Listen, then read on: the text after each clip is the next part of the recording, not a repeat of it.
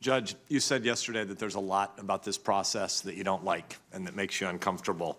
I would love to hear more about it, but I recognize that you probably wouldn't answer that question, that you can't and therefore won't answer.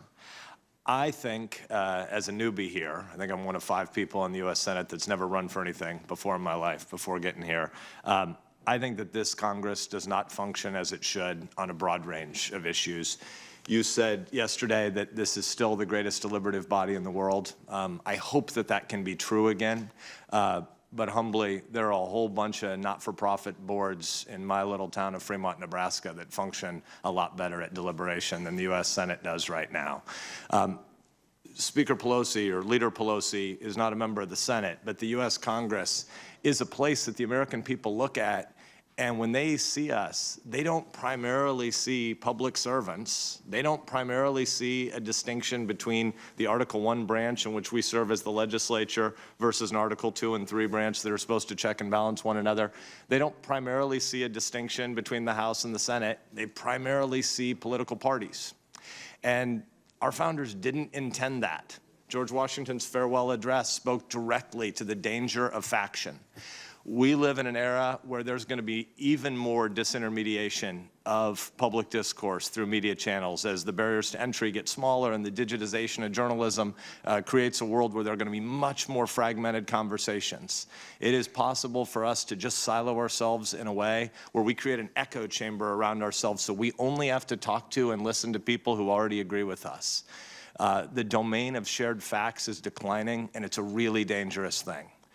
And I worry about what comes next for the country. I worry about what comes next for public discourse broadly. I worry about what comes next in this institution.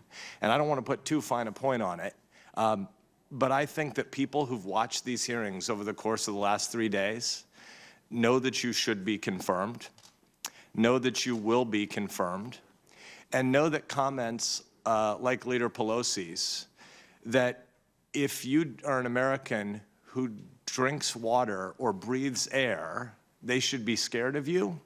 That's absurd. And my colleagues know that it's absurd. And there is a real danger in not condemning that kind of reckless speech.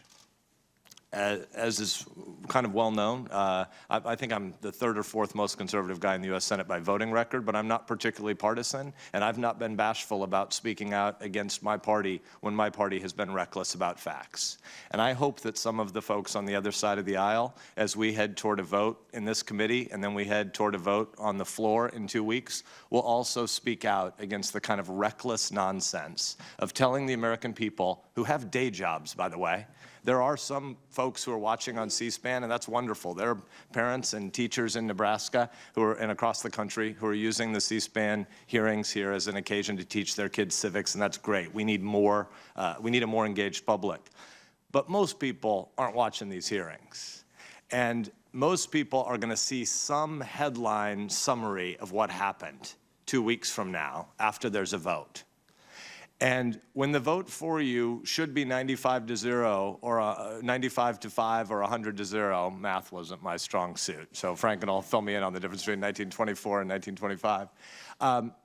When they see a final vote, if it isn't something overwhelming, if they see something that looks like Republicans voted one way and Democrats voted another way, and they have echoing in their ears the sounds of people saying that you are some sort of a shill for big business and that the American people should be scared of you, we will have in this body done something to further erode the public trust. And so I sincerely hope that my colleagues on the other side of the aisle, as they approach voting, will recognize that the audience after they vote isn't just people in their next primary who want to see a greater politicization of every question in American life, but the audience for their vote is also going to be people who 10 and 15 and 20 years from now are going to look back on this body at this time and next year and 2 and 3 years from now and say, did we work to create a bigger and broader domain of shared facts and of shared public trust?